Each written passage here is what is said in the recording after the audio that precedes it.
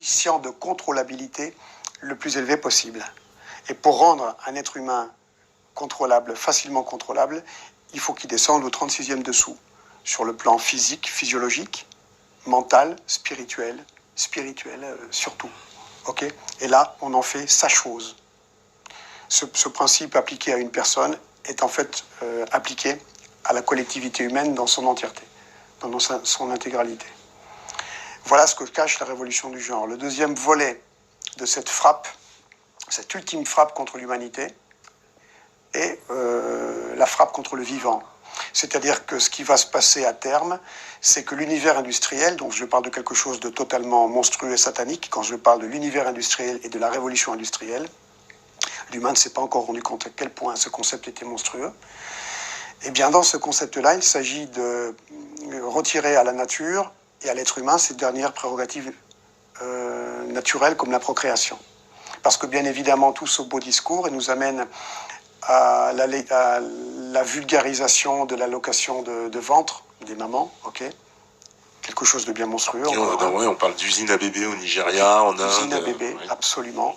La procréation artificielle va devenir de plus en plus à la mode. Et comme en parallèle, ces pseudo-élites internationales sont en train de nous dire que tous les désastres de la Terre sont dus à l'explosion démographique de l'humain, que eux ont voulu en réalité, ok, puisque nous sommes leur bétail. Soyons pas dupes.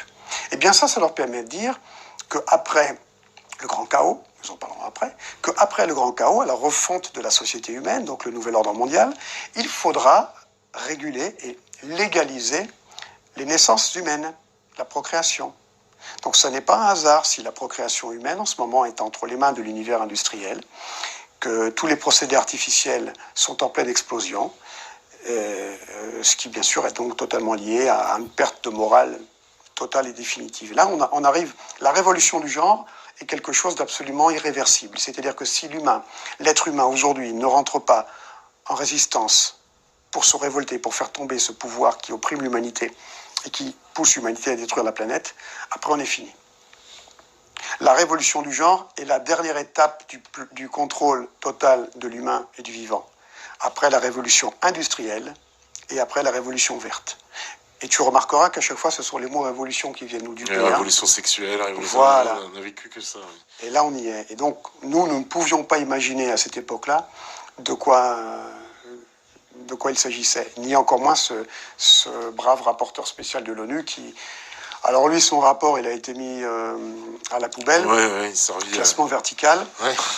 Mais aussi par l'ONU. Et là, on comprend qu'il y a un problème. C'est-à-dire que l'ONU n'est pas arrivée derrière pour soutenir le rapporteur spécial et dire à la France, dites donc, à quoi vous jouez là. Nous avons un de nos rapporteurs spéciaux qui a sorti un rapport avec des recommandations. Il va falloir vous pencher sur la question et que vous donniez des comptes. Rien.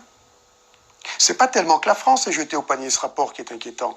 C'est que l'ONU, cette curieuse instance supranationale, ait désavoué son rapporteur spécial pour le mettre ensuite en retraite. Ah oui, ils l'ont désavoué en disant... Ah ben oui, puisque dans les faits, ils n'ont pas donné la moindre suite. Du coup, je me suis un peu écarté de ce que tu étais en train de dire. Oui, il y a encore un passage que je voudrais bien lire de ce rapport, parce qu'il est très important aussi. Le rapporteur spécial tient à recommander, à nouveau, qu'un organe indépendant mène de toute urgence une enquête sur les carences de la justice à l'égard des enfants victimes de sévices sexuels et des personnes essayant de les protéger. Et nous, on peut dire, on a suivi cette recommandation. Nous avons fait des enquêtes indépendantes. Bon, on ne se prétend pas être un organe indépendant. Et lui, il avait dit de lui transmettre des nouveaux éléments à lui. Oui, c'est écrit là. Il y a encore ce petit paragraphe-là qui est intéressant. Alors, je vais lire celui-là aussi. Le rapporteur spécial espère avoir apporté des éléments judicieux au nécessaire examen public de ces importants sujets de préoccupation et invite le gouvernement français et les membres de la société civile à continuer de lui communiquer des informations sur les faits nouveaux pertinents en la matière.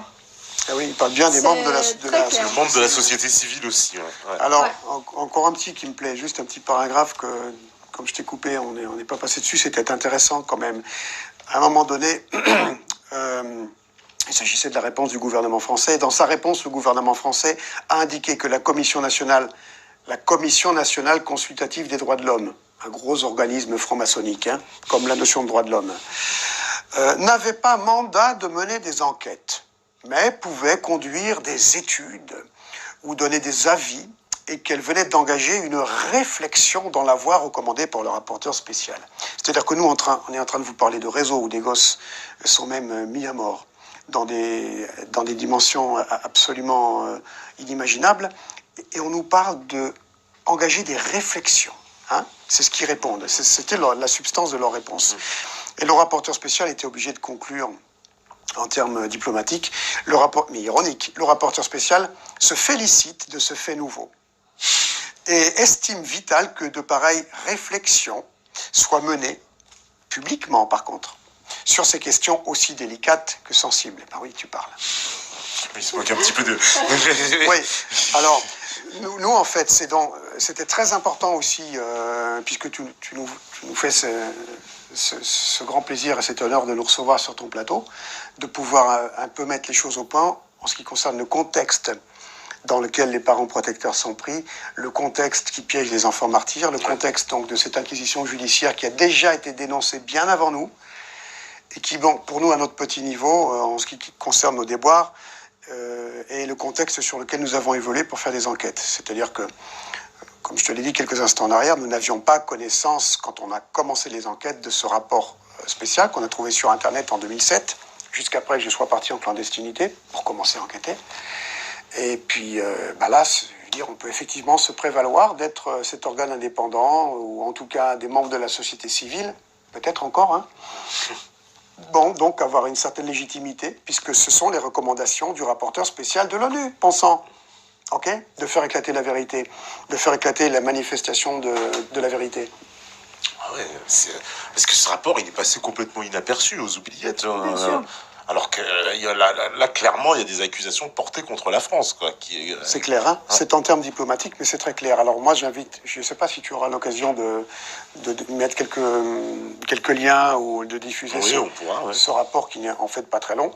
Je pense qu'il est vraiment capital que la société, la collectivité en France, et aussi dans toute l'Europe, bien sûr, on mettra le lien du rapport. Ait connaissance de ça.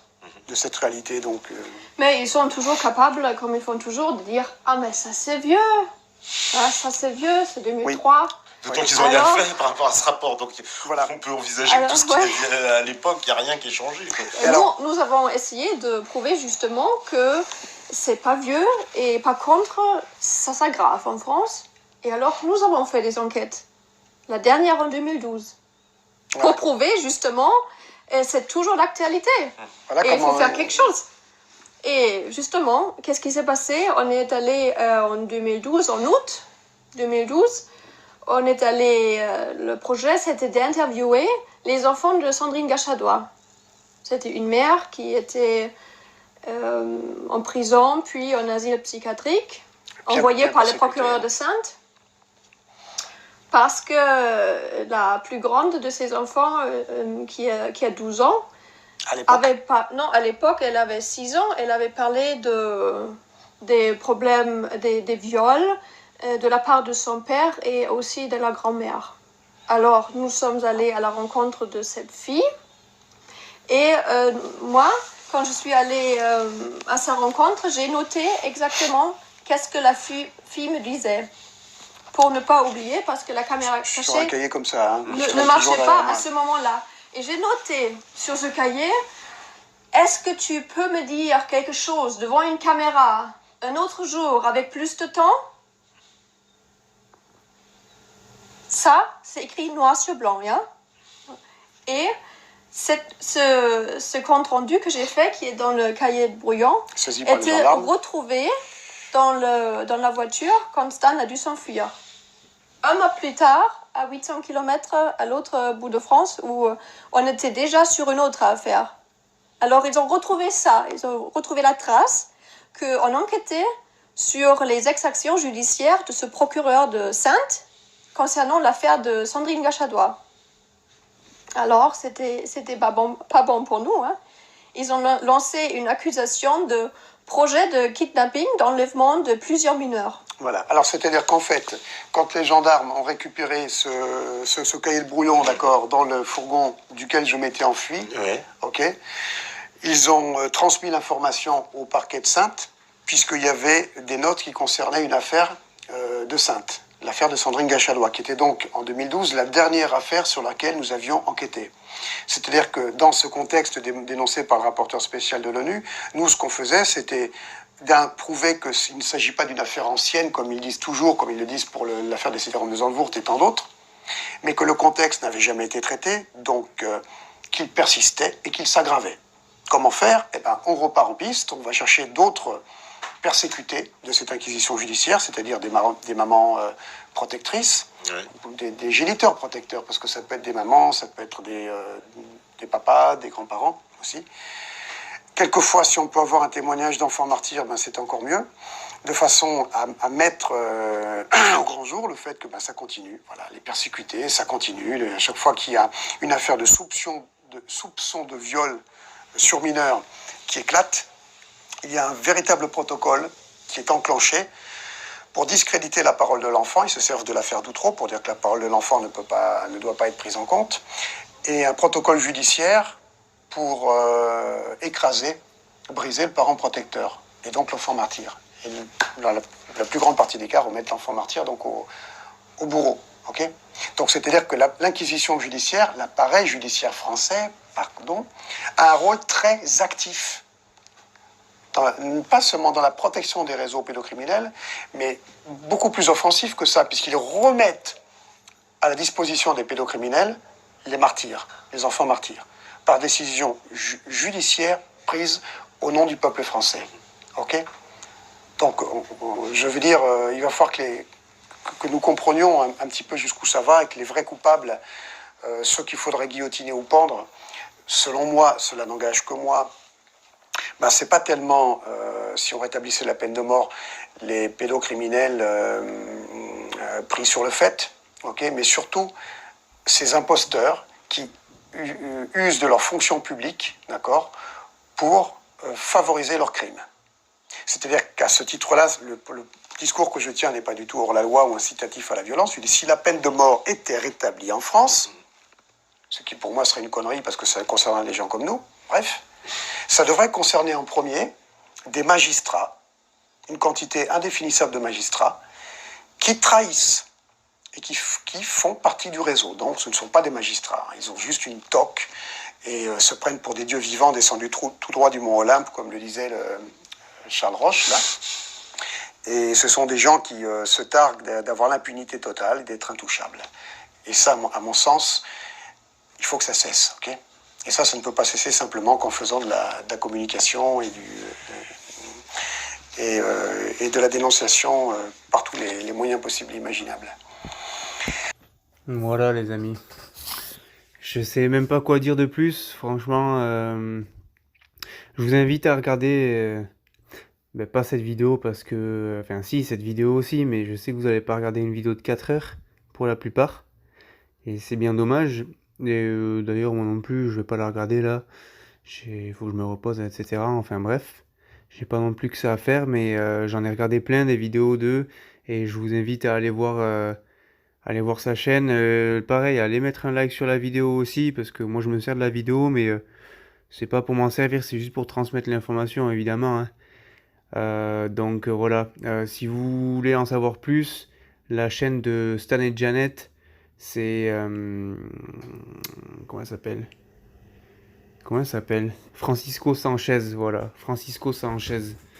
Pour avoir les dernières nouvelles, Stan maintenant, comme je l'ai dit dans ma première vidéo, est en prison, a été ramené en France du Venezuela, et dans la merde, quoi. Donc on attend les nouvelles de Janet, et c'est Janet qui fait les dernières vidéos de la chaîne, quoi. Donc voilà, la triste réalité les amis, grosse pilule rouge.